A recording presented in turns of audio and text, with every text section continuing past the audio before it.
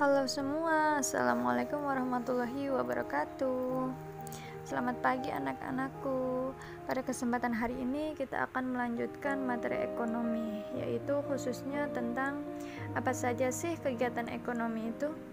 Untuk itu, silahkan menyimak materi kali ini ya. Oke, tujuan pembelajaran kita hari ini yang pertama, siswa dapat menjelaskan kegiatan ekonomi secara global. Yang kedua, siswa dapat menjelaskan kegiatan ekonomi, produksi, distribusi, dan konsumsi. Seperti yang kita ketahui pada video atau pertemuan sebelumnya, kegiatan ekonomi akan terus dilakukan oleh seseorang karena kebutuhan manusia semakin bertambah dengan dihadapkan pada alat pemuas kebutuhan yang terbatas. Lalu, apa yang disebut dengan kegiatan ekonomi? Kegiatan ekonomi adalah kegiatan yang bertujuan menghasilkan barang atau jasa untuk memenuhi kebutuhan. Kegiatan ekonomi dalam sehari-hari terdiri atas 1. Kegiatan produksi, 2. Kegiatan distribusi, dan 3. Kegiatan konsumsi. Oke, mari kita bahas satu persatu. Untuk kegiatan produksi adalah kegiatan yang menghasilkan barang atau jasa untuk menambah nilai guna barang atau jasa tersebut. Contohnya, seperti seorang buruh pabrik yang sedang menjahit kain yang digunakan untuk produksi baju. Contoh kedua yaitu seperti seorang petani yang sedang mengolah sawah untuk ditanami padi. Tujuan dari produksi sendiri adalah 1. Memenuhi kebutuhan umat manusia, kedua memperoleh keuntungan, yang ketiga mempermudah manusia dalam mencapai kemakmuran. Terdapat 4 faktor yang mempengaruhi produksi, yaitu faktor produksi asli berupa sumber daya alam dan tenaga kerja atau SDM. Yang kedua adalah faktor produksi turunan yang berupa modal dan kewirausahaan. Keempat faktor ini akan menentukan berhasil tidaknya produksi.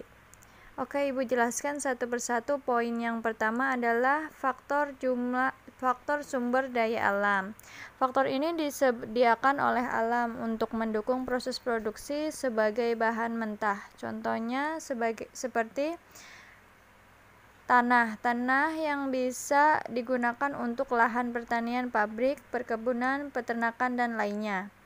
Selanjutnya, hutan dapat menghasilkan bahan mentah kayu. Selanjutnya, barang tambang seperti emas, biji besi, minyak bumi, dan gas alam. Yang terakhir adalah sumber daya alam air yang dapat digunakan untuk pengairan dan atau bahan baku lainnya. Faktor yang kedua adalah faktor tenaga kerja atau SDM. Faktor ini didasarkan pada kemampuan untuk proses produksinya yang dapat dibedakan menjadi 3, yaitu sebagai berikut. Tenaga kerja terdidik. Tenaga kerja terdidik ini menempuh jalur pendidikan formal. Contohnya adalah guru, dokter, konsultan, dan lain sebagainya. Yang kedua adalah tenaga kerja terlatih yang memiliki keterampilan seperti montir, sopir, dan penjahit. Yang ketiga, tenaga kerja tidak terdidik dan tidak terlatih. Tenaga ini tidak memiliki keterampilan, biasanya seperti tukang sapu, tukang sampah, dan kuli bangunan. Yang ketiga adalah faktor modal. Faktor ini adalah barang yang digunakan untuk membantu lancarnya proses produksi. Modal tidak hanya berupa uang tetapi juga berupa barang, contohnya gedung, mesin, bahan mentah, atau bahan baku yang digunakan dalam proses produksi. Yang keempat adalah faktor kewirausahaan. Faktor ini adalah kemampuan seseorang atau beberapa orang untuk menyatukan semua faktor produksi agar dapat menghasilkan barang tertentu. Faktor produksi ini merupakan kemampuan menjalankan suatu perusahaan sehingga perusahaan tersebut dapat berjalan secara efisien dan menguntungkan. Oke, kita lanjut ke kegiatan ekonomi berikutnya, yaitu kegiatan distribusi.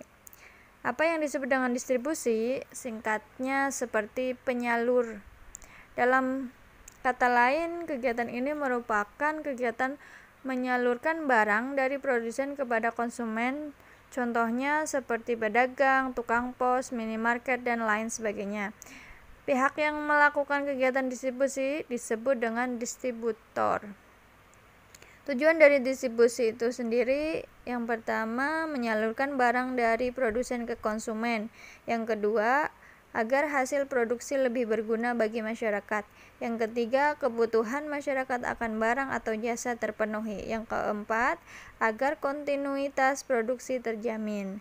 Kegiatan distribusi dapat dilakukan dengan 3 cara. Yang pertama, distribusi langsung. Distribusi ini dilakukan tanpa melalui perantara, sehingga penyebarannya langsung dari produsen menuju ke konsumen. Contohnya, seperti pedagang sate langsung menjual dagangannya atau satenya tersebut ke konsumen. Yang kedua, distribusi semi langsung. Distribusi ini dilakukan dari produsen ke konsumen melalui pedagang perantara yang merupakan bagian dari produsen. Contohnya, pabrik tekstil menyalurkan kainnya melalui penyalur khusus. Selanjutnya, cara yang ketiga adalah distribusi tidak langsung.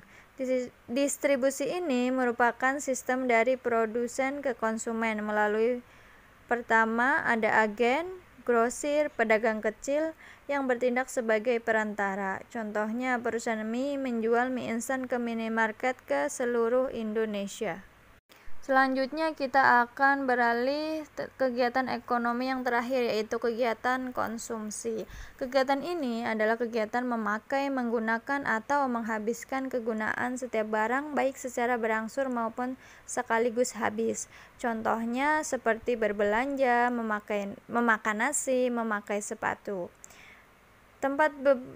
Terdapat beberapa faktor-faktor yang mempengaruhi konsumsi, yaitu perbedaan pendapatan, harga, perkiraan harga barang pada masa yang akan datang, perbedaan selera, perbedaan usia, perbedaan jenis kelamin, perbedaan tingkat pendidikan, perbedaan lingkungan sosial, budaya, dan agama.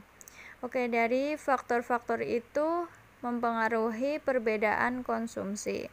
Oke, cukup sekian pembahasan kita hari ini tentang kegiatan ekonomi. Saya akhiri pertemuan kita hari ini. Sampai jumpa di pertemuan selanjutnya. Wassalamualaikum warahmatullahi wabarakatuh.